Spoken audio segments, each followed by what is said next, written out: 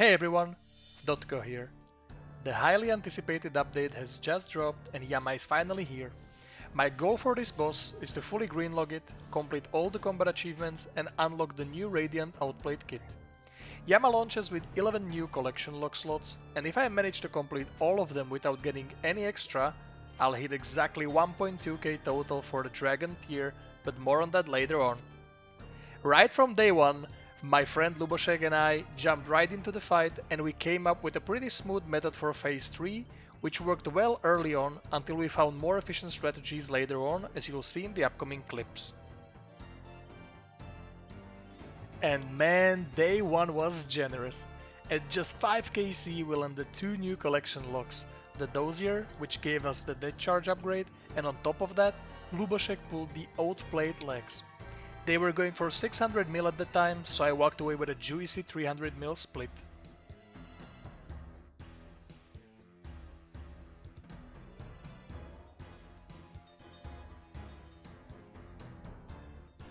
I managed to clean up the easy collection log slots within the first 36kc, starting with the teleport scrolls, demonic barrel, forgotten lockbox, and Oathplate charts.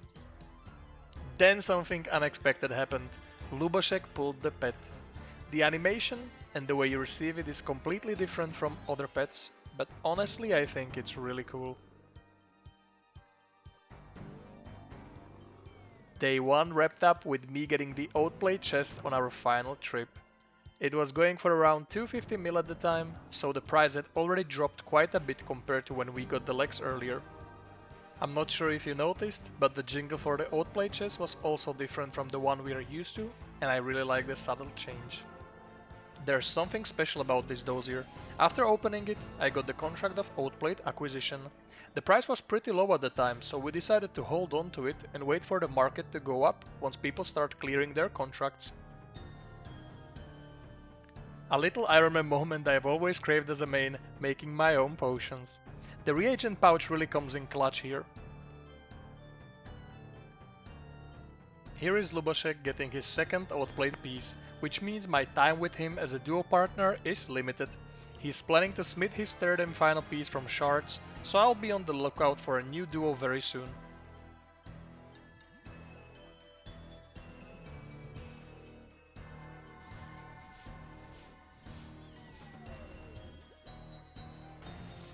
I decided to send a few solo attempts to get more comfortable with Yama's core mechanics, all in preparation for the upcoming release of the 5 contracts needed for the Oathplate Radiant kit. And of course you get rewarded the moment you start learning something new, right?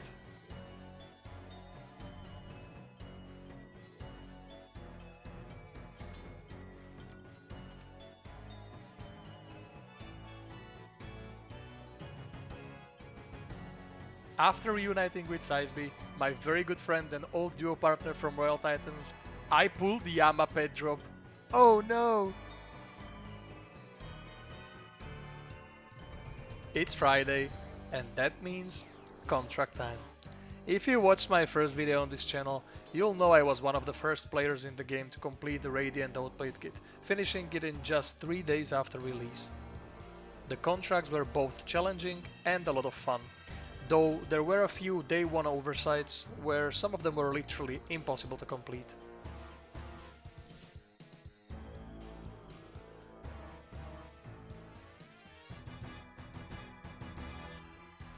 The harder the contracts got, the more fun it was, and I enjoyed sensory clouding and bloodied blows the most.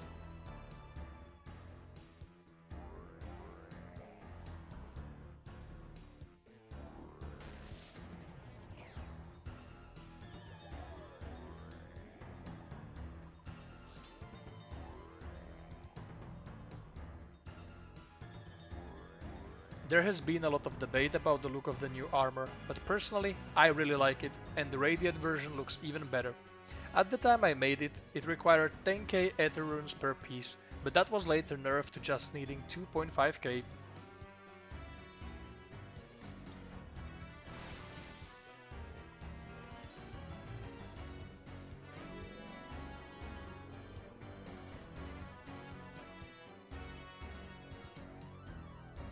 Back at Yama with Sizeby, and there it is, another collection log slot, the Soul Flame Horn.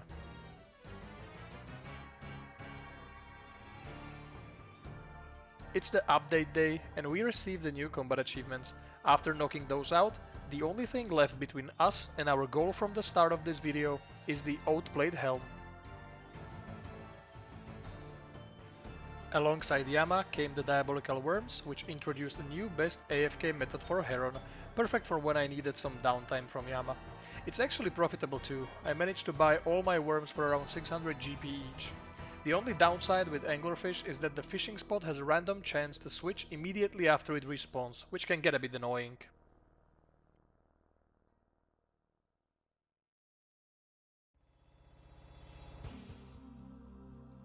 It's safe to say I was pretty lazy when it came to Yama Phase 3, but I finally took the time to learn how to do it properly, and sure enough, it paid off with another drop.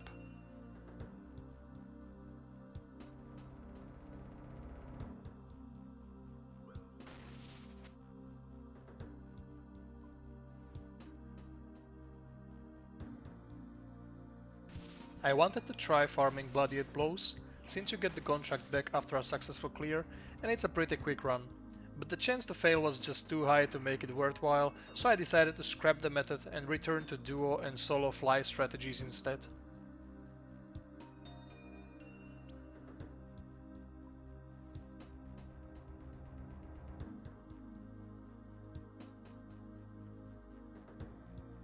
While I let the full duo PB clear play in the background to showcase how Sizeby and I handled the boss, I want to touch on the topic of the contracts of Oathplate acquisition.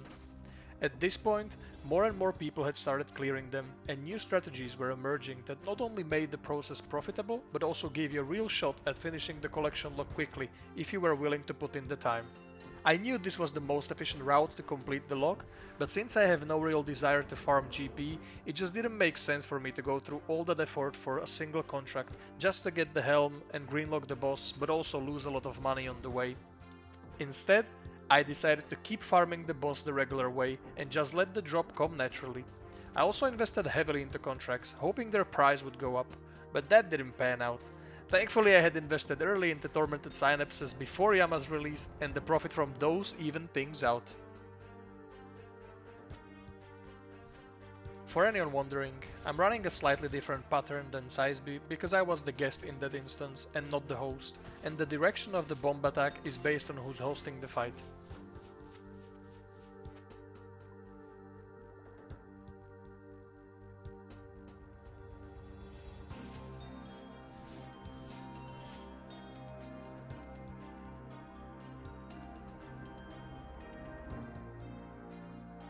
Here's the second pair of Oathplate legs, and just like the first one, it was a solo drop.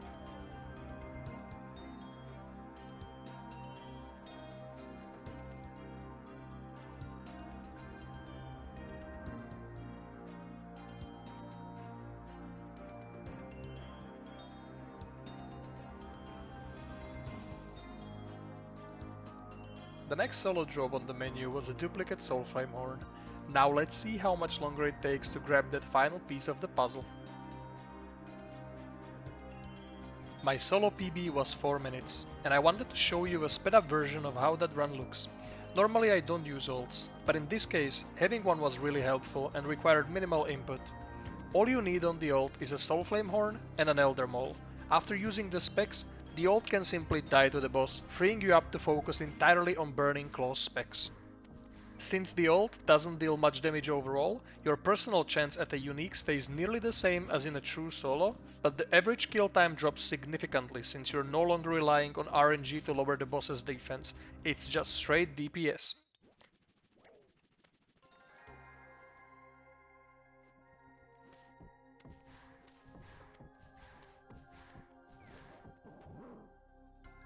The fly method I used is from my fellow clanmate Greg, by the way, and I'll leave a link to his guide in the description.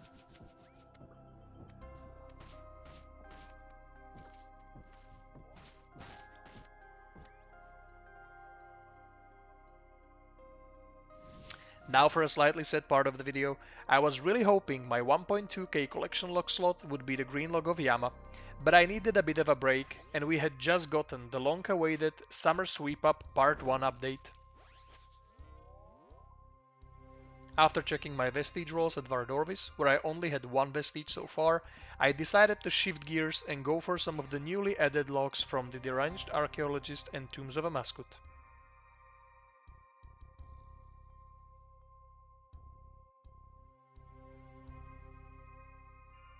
We ran an 8-man 150 Invotoa with the clan, and luckily, it didn't take long for me to snag the free collection log slot there.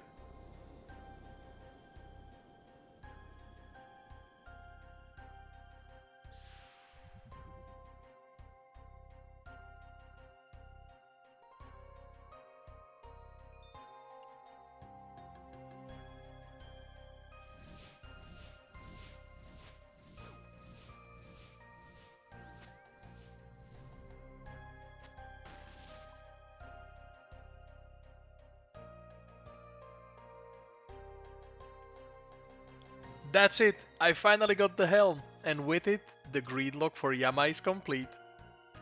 As you've probably noticed, I don't include live reactions in my clips. The reason's simple. I'm still new to this, and most of the time I'm just hanging out with friends on Discord, usually speaking a different language. Maybe someday I'll remember to react in the moment and include some of those in future videos as well.